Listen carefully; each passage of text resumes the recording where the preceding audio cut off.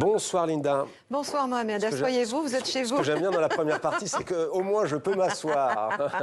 Vous allez bien? Oui, ça va bien, merci. J'aimerais Mohamed qu'on s'arrête ce soir sur une expression qu'on entend de plus en plus souvent. C'est une expression un peu lourde à mon sens et qui se glisse pourtant de plus en plus souvent dans nos conversations. Cette expression, c'est en situation de. 7% des Français sont en situation de chômage. De plus en plus de femmes sont en situation de précarité. Beaucoup d'immigrés sont en situation de pauvreté. En situation de est en train de remplacer les formules simples d'avant comme 7% des Français sont au chômage ou de plus en plus de femmes sont pauvres.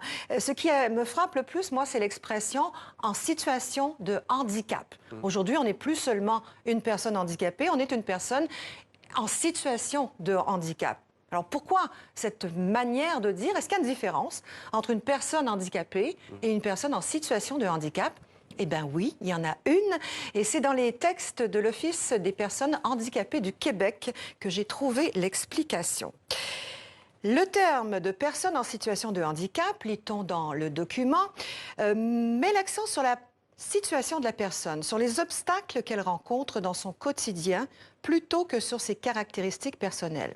Une personne handicapée, c'est limitant. On n'est pas que handicapé, on est en situation de handicap. Nuance, si vous vous cassez une jambe et que vous vous déplacez en béquille, vous allez être en situation de handicap, pas nécessairement handicapé.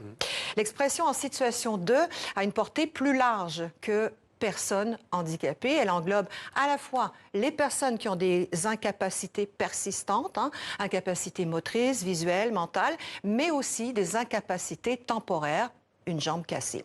Un handicap peut évoluer également au cours de la vie. C'est pourquoi il est plus respectueux, plus juste d'employer le terme en situation de, autrement dit, dans les circonstances.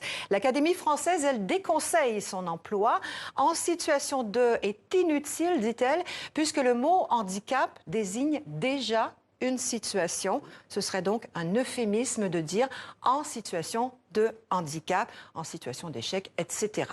N'empêche que l'usage utilise de plus en plus cet euphémisme. Avant, on parlait des infirmes, des invalides, des handicapés, puis des personnes handicapées. Aujourd'hui, on parle de personnes en situation de handicap. Savez-vous, pour finir, Mohamed, d'où vient le mot handicap?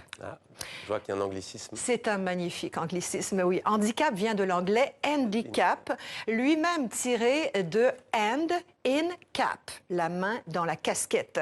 C'était un jeu de troc dans lequel on imposait des désavantages aux meilleurs joueurs pour équilibrer les chances des participants. C'était donc aux personnes non handicapées de s'adapter, pas aux personnes handicapées. On devrait remettre ce jeu au goût du jour, je pense. Aucune expression ne vous échappe, Linda. Merci, c'était l'humeur de Linda.